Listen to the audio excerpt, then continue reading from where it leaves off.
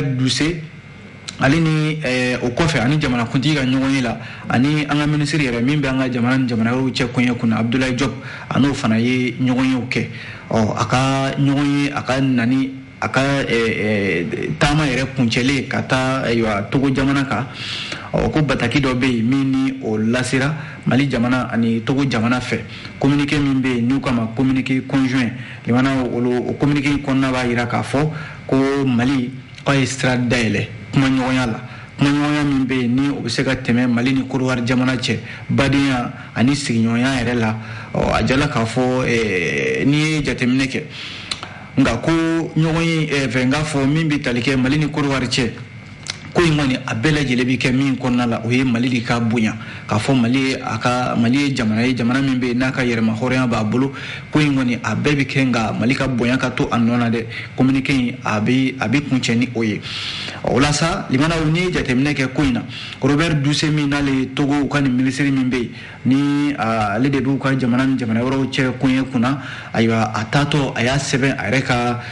page Twitter kan k'a jira k'a fɔ ko ale bɛ se ka sɛbɛntiya bi ko Mali jamana ɲɛmɔgɔw ye dayɛlɛ ko wa olu ka jamana kuntigi n'o Faure Gnassingbé ye ko sira dira a ma a ka kuma Mali ni Côte d'Ivoire cɛ min bɛ sen na sisan n'o ye u ka finitigi maa 49 minnu bɛ yen ni olu minɛna Mali la ayiwa don nataw la olu bɛ se ka bila ka bɔ yen cogo min na ni Robert Doucet ye nin kuma fɔ limanaw bi malidenw caman bɛ yen minnu fana n'u ka hakilila don dɛ Info Matin kumana don a ka bi a ko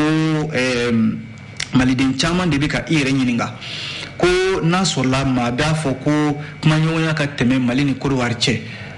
Mali jamana man k'o fɔ ko jamana min kan k'o fɔ o ye Côte d'Ivoire jamana de sabu olu de ka maaw bɛ bolola yan jalaki bin bɛ olu de kan k'a fɔ u ka kɛlɛcɛw nan bɛ wali jamana kɔnɔ u nana kun min na u ma se ka dɔn u minɛn bɛ ka u bila sariya ka bolo kan ayiwa yan'a ko bɛ se ka ɲɛɲini ni maa bɛ yen n'a bɛ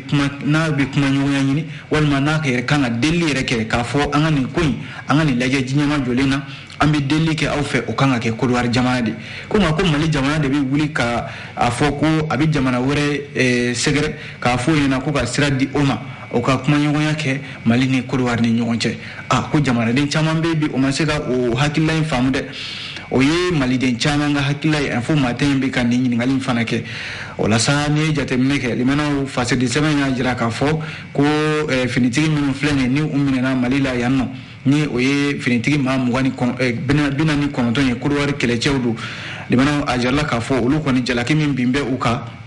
o ye k'a fɔ mercenaires don ko nka Mali fana a fana n'a ka fɛla don Mali jamana fana n'a ka fɛla don hali an bɛ waati min na ko sisan Côte d'Ivoire ka nin n k'a fɔ Togo ka nin ministre min filɛ nin ye n'o ye Robert Doucet ye a ye nin kuma fɔ ko hali an bɛ waati min na ko sisan Mali jamana kɔni ma nin kuma sɔsɔ fɔlɔ k'a fɔ ayiwa nin kuma min fɔra ayiwa Togo ka nin ministre in fɛ ko ayiwa sira dira Togo jamana ma a ka kuma ɲɔgɔnya tɛmɛ a ka bɛn kuma tɛmɛ Côte d'Ivoire ani Mali cɛ Mali jamana ɲɛmɔgɔw ma bɔ k'a kuma ale nkalontigiya fɔlɔ a mana kɛ cogo o cogo jamana kuma ɲɔgɔnya in n'a ma ɲɛ k'a bɛ bɔ maa da ayiwa kuma ɲɔgɔnya ka tɛmɛ jamana fila ni ɲɔgɔn cɛ maa min bɛ yen bi ni jalaki ben bɛ ale kan dɛ o n'o ye Côte d'Ivoire jamana ye ale de kan ka kuma ɲɔgɔnya in o boloda ko Mali man k'a boloda an bɛ don min na ko bi limanaw Info Matin y'a jira k'a fɔ nka Mali jamana fana ye laɲini min kɛ o ye k'a fɔ ko in a ka se ka lajɛ diɲɛma jɔlen na badenya ni sigiɲɔgɔnya yɛrɛ la sabu communiqué min ni Mali y'o kɛ don tɛmɛnenw na k'a fɔ u ye mercenaires minnu minɛ yan nɔ ko Mali ni Côte d'Ivoire ye sigiɲɔgɔn jamana ye a bɛɛ lajɛlen ye badenma jamanaw ye nka ko in u n'a ta o sira ma limanaw ni Info Matin y'o fɔ min ye Soir de Bamako ye ale kumanin bɛ fana nka a fana kumanin bɛ ko in kan nka kuma wɛrɛ bɛ Soir de Bamako kɔnɔna la a bɛɛ lajɛlen bɛ ɲɔgɔn dafa a yala k'a fɔ jɛkulu min bɛ yen n'o kama ko yɛrɛwolo debout sur les remparts ale kɔni wuli bɛ bi k'i jɔ k'u bɛna wulikajɔ dɔ bila sen kan n'u kama ko opération Bonnet-Blé limana opération Bonnet-Blé o tɛ dɔwɛrɛ ye k'u bɛ fɛ ka MINUSMA de gɛn ka bɔ Mali la yan nɔ o la sa yɛrɛwolo debout sur les remparts kununko yɛrɛ u ka dagayɔrɔ min filɛ nin ye boli banna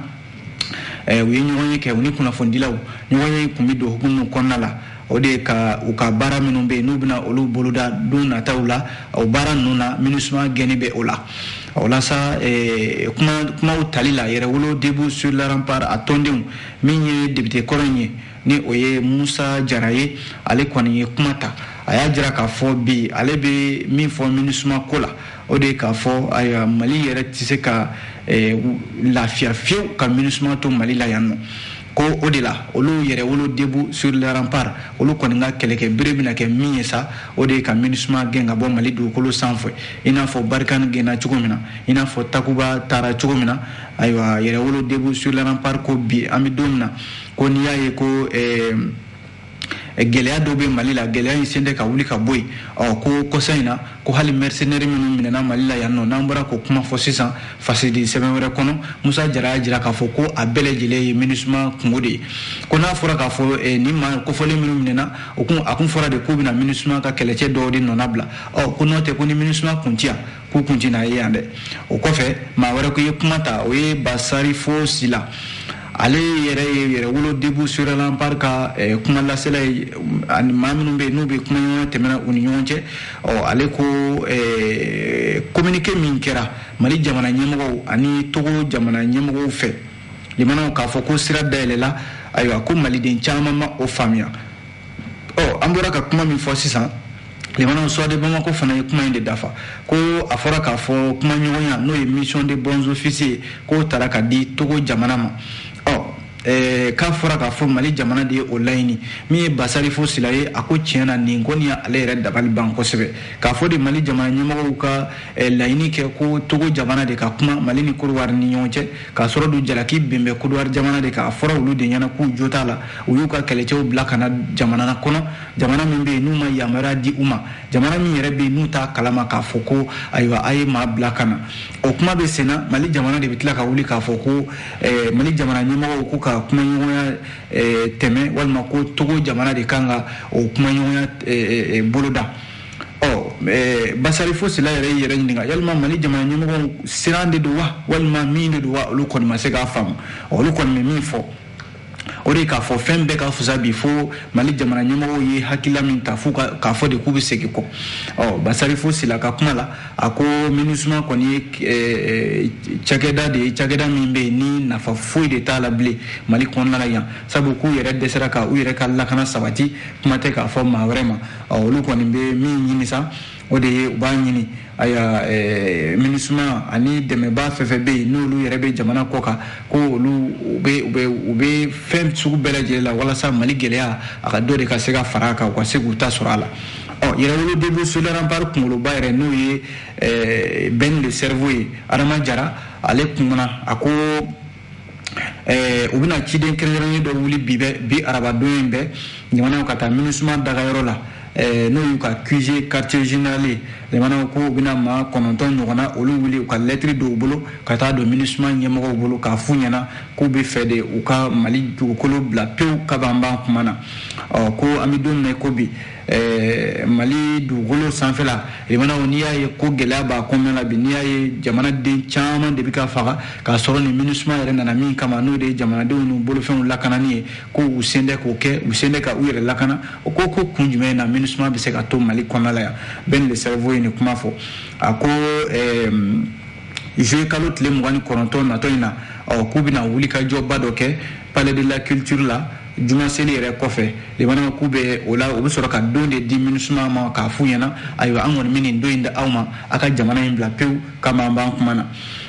min bɛ tali kɛ u ka sigiyɔrɔ minnu bɛ n'u y'u ka baziw ye minnu bɛ Sevare minnu bɛ Gao minnu bɛ Tombouctou min bɛ Menaka Gundam Ber Douentza Kidal a n'a ɲɔgɔnna caman ko k'u hakilila jigin k'a fɔ banfula bulalatigiw n'o ye casque blew ye jamanaw ko a diyagoyalen de u ka bi yɛrɛ de Modibo Keyita ka jamana k'u k'a bila sabu ko u ma na foyi la ni gɛlɛya ka dɔ fara a ka Mali kɔnɔna la tɛ o ye kunnafoni ye limanaw le soir de Bamako ka kuma don ale soir de Bamako kelen in kɔnɔna la limanaw ko nin ye sirabanga kasara dɔ ye min ni a ye an ka kalanden dɔ sɔrɔ limanaw sirabanga kasara in n k'a fɔ yan'an ka se o ma limanaw soir de Bamako ka kuma la a ko an bɛ k'an kunda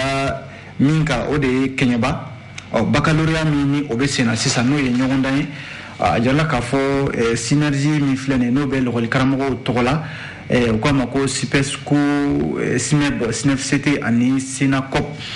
olu de y'a laɲini ko ka u ka baaraw jɔ fɔlɔ n'o ye ɲɔgɔndan baara minnu bɛ sen na sisan baccalauréat kɛɲɛbakaw fɛ yen. Le syndicat de l'éducation scientifique du 15 octobre 2016 ko u tɔɲɔgɔn dɔ bɛ yen ni o ye Bala Sogoba ye ale tun bɛ surveillant la centre min filɛ nin ye Lafiyabugu deuxième cycle la kɛɲɛbakaw fɛ yen ko ale kɔni a bɛna fɔ a minɛna de k'a don kaso la k'a sababu kɛ ko a ye kalanden dɔ bila ka don ka taa ɲɔgɔndan in kɛ k'a sɔrɔ ni limanaw buguna tigɛ sɛbɛn o tɛ a bolo o kɛra sababu ye o ye lakɔli karamɔgɔ in n'o ye Bala Sogoba ye limanaw k'a bila kaso la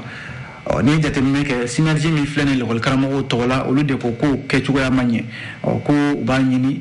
centre ɲɛmɔgɔ minnu bɛ kɛɲɛbakaw fɛ yen u ye lettre de ci u ma k'a f'u ɲɛna u tɔɲɔ a ka bila ka bɔ yen joona joona n'o tɛ ɲɔgɔndan min filɛ n'o ye bac yɛrɛ ye limanaw olu b'u sen bɔ a bɛɛ lajɛlen la o de ye kunnafoni yɛrɛ ye limanaw an ye min bɔ le soir de Bamako kɔnɔna la limanaw min ye farasi de sɛbɛn Nouvelle Horizon ye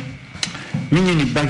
ko kelen ye n'a sɔrɔla ko lakɔli karamɔgɔ dɔ ale minɛna ka don kaso la limanaw ko Siramakan Kasara o ye kalanden dɔ fara sɔrɔ min ye Moribabugu ale siraba in kan wale in yɛrɛ kɛra kunungo tarata juillet kalo tile 19 sɔgɔmada joona yɛrɛ fɛ mototigi 3 ɲɔgɔnna k'olu ni mototigi 3 ɲɔgɔnna olu de nana kolonzo ɲɔgɔnna limanaw ko yɔrɔ min bɛ yen n'u k'a ma ko Solimanibugu waati min na wale in kɛlen o ka sɔrɔ ka wele bila poste de secours min filɛ nin ye Moribabugu ani direction régionale de la protection civile min filɛ nin ye Kulikoro ani ambulance dɔ limanaw ko wele ka na ni sapeur pompier maa 5 olu ka sɔrɔ ka na maa kofɔlen ninnu minnu ni olu ye Sirabakan Kasara sɔrɔ k'u ta ka taa n'u ye kɛnɛyaso la min ye ministre min yɛrɛ bɛ yen n'ale bɛ kalanko kunna madame Sidibe Dedo Usman ale yɛrɛ taara kɛnɛyaso la ka t'i ɲɛ da maa kofɔlen ninnu kan limanaw k'a lajɛ u bɛ lahala min na a jala k'a fɔ kalanden minnu filɛ nin o tun bɛ ka bɔ caman tun bɛ ka bɔ Fɔnbabugu dɔw yɛrɛ tun bɛ ka bɔ Bamakɔ sigida fɔlɔ la n'o ye commune 1 ye ka sɔrɔ ka t'u ka ɲɔgɔndan kɛ yɔrɔ ninnu na a jala k'a fɔ Nouvelle Horizon fɛ ko u tun bɛ bolimafɛn minnu kan limanaw olu de nana kolonzo ɲɔgɔn na u ni moto taxitigi dɔ n'o ye moto minnu bɛ mɔgɔw ta moto la ka taa u bila yɔrɔw la k'u ni olu de donna ɲɔgɔn na limanaw a kɛra sababu kɔni ye ko ayiwa kalanden kelen o ni tora ni Sirabakan Kasara in na minnu bɛ yen ni o y'a tɔw ye olu dɔw joginna nka dɔw ka joginda o kɔni ma juguya minisiriso min bɛ kalanko kunna ale kɔni ye dugawu kɛ maa kofɔlen min n'ale ni tora nin na ala ka a dayɔrɔ sumaya ani minnu bɛ yen n'olu joginna ala k'u ka jogindaw ka a ban pewu kunnafoni filɛ nin ye limanaw Nouvelle Horizon an ye nin sɔrɔ a kɔnɔna la o mana bɔ yen min bɛ tali kɛ les échos welewele an bɛ don a kɔnɔna la a kumana min ye écho ye a ko don kɛrɛnkɛrɛnnen dɔ bɛ yen ale bɛ to ka ɲɛnamaya ayiwa don in bɛ tali kɛ diɲɛmaa de kan n'o ye population mondiale limanaw a jala k'a fɔ journée mondiale de la population ayiwa ko ka se ka fɛɛrɛ dɔw tigɛ ani ka waleya dɔw bila sen kan walasa maaw ka hakɛw bɛ se ka tɔbɔtɔ cogo min na o de ye ɲinata yɛrɛ hakililaba ye Mali la yan nɔ Mali ma to kɔ o la sa a jirala k'a fɔ Fonds des Nations Unies pour la population n'u kama UNFPA ale de ye lajɛrɛ dɔ kɛ kunungo yɛrɛ tarata lajɛrɛ in kuma sen 2 de tun bɛ a kɔnɔna la n'u kama panelu a kɛra an ka dunanjigiso dɔ la Bamakɔ yan nɔ ayiwa a kɛra u ni kunnafonidilaw de ni ɲɔgɔn cɛ les échos y'a jira k'a fɔ juillet kalo tile 11 o de ye journée mondiale de la population ye n'o ye diɲɛma tɔgɔladon ye a sen fɛ min ye diɲɛma ye u ka hakɛ diɲɛ bɛɛ lajɛlen kɔnɔna la cɛ ni muso ni denmisɛn ni maakɔrɔbaw olu ka hakɛw bɛ se ka lafasa cogo min na limanaw o kuma bɛ fɔ o nin don kɛrɛnkɛrɛnnen de sen fɛ o de la UNFPA ale ka sɔrɔ ka kunnafonidilaw wele ka u hakilila ɲininkali kɛ ani ka baro kɛ u fɛ kunnafonidilaw yɛrɛ jɔyɔrɔ bɛ se ka kɛ mun ye limanaw diɲɛma ka hakɛ o bɛ se ka tɔbɔtɔ cogo min na sabu a dun jirala k'a fɔ ɲinan yɛrɛ hakililaba min tara journée mondiale de la population fɛ o de ye k'a fɔ ni aramadenw hakɛ yɛrɛ lajɛ diɲɛ bɛɛ lajɛlen kɔnɔna la bi limana k'a bɛ se maa miliyari 8 ɲɔgɔnna de ma o maa miliyari 8 olu ka sini o bɛ kɛ cogo di ani fɛɛrɛw ani dabalitigɛw bɛ se ka kɛ cogo di o maa kofɔlen ninnu ka hakɛw bɛ se ka bila u ka hakɛw kɔnɔna la cogo min na sabu maa bɛɛ lajɛlen de kelen maa ma fisa maa ye a jirala k'a fɔ o de hukumu kɔnɔna la journée mondiale de la population limana maa miliyari 8 minnu filɛ nin ni olu bɛ diɲɛ dugukolo in sanfɛ olu bɛ se ka bila u ka hakɛw kɔnɔna la ko fɛɛrɛw UNFP filɛ nin ale de bɛ ka o bila sen kan o de la kalanfa dɔ n'u kama ko Modibo Mayiga ale yɛrɛ ye laseli dɔw kɛ kɛnɛ in kɛ ani kunnafonidilaw ale y'a jira k'a fɔ ko dugukolo min filɛ nin nanfila sanfɛ nin a jirala k'a fɔ baara de kan ka kɛ ani maa minnu bɛ yen ni setigiw don o ni ayiwa minnu bɛ tali fana kɛ minnu kan ka ayiwa siraw bɔ sira minnu bɛ yen n'u bɛ se ka kɛ sababu ye cɛ ani muso denmisɛnnin maakɔrɔba minnu bɛ yen ni ayiwa se bɛrɛ tɛ olu ye olu ka se ka magɛn joona ka se k'u bɔ gɛlɛyaw kɔnɔna la a ye jate dɔw bɔ jate minnu bɛ kɛ sababu yɛrɛ ye limanaw ka maa hakili jigin k'a fɔ tiɲɛ yɛrɛ la maaw bɛ diɲɛ sosigi in na minnu bɛ yen ni u mago bɛ ji la maaw bɛ diɲɛ sosigi in kɔnɔ minnu mago bɛ balo la minnu fana mago bɛ sigiyɔrɔ ɲuman na minnu fana mago bɛ ayiwa hadamadenya yɛrɛ taabolo ɲuman na olu dɔw la n'i y'o lajɛ limanaw musow de ka ca la kosɛbɛ n'a ma ɲɛ ko musow ka hakɛ u kan ka lafasa o de la kunnafonidilaw ka se k'a dɔn k'a fɔ musolakaw olu ka hakɛw n'a sɔrɔla k'a fɔ se tereken bɛ o de ka o ka lajɛ ji ɲɛma jɔlen na a jirala k'a fɔ journée mondiale de la population Mali yɛrɛ ye hakililaba min t'a la o de ye musolakaw ka kɛnɛya o bɛ se ka don ba la cogo min na ani musomaninw yɔrɔ ko in a nana na kuma la o de la ko bi na n'a ma ɲɛ ko musow olu de ye ko in na kɔlɔlɔ sɔrɔba ye u ka kɛnɛya n'u ka hakɛw ko u ka lajɛ kunnafonidilaw ka se ka baara kɛ ni o ye u ka gafew kɔnɔna la ani u ka kumasow kɔnɔna la kunnafoni filɛ nin ye limanaw eko welewele an ye nin sɔrɔ a kɔnɔna la ni o bɔra ye an bɛ don phase de sɛbɛn l'indépendant kɔnɔna la a kumana limanaw l'indépendant y'a jira k'a fɔ ko Mali an segira kokura ani Banque mondiale k'an tɛgɛ di ɲɔgɔn ma sabu Banque mondiale kun ye ɲangi bi Mali kan waati min na CEDEAO ale kun y'a ka daw fana tugu CEDEAO ni UEMOA yɔrɔ olu bɛɛ lajɛlen da kun bɛ file kelen na waati dɔ la